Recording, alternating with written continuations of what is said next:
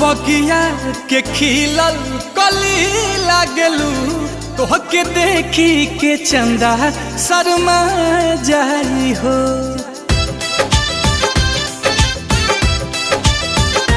कौनो बगिया के खिलल कली लागलू, तोहके देखी के चंदा शर्मा जाई हो।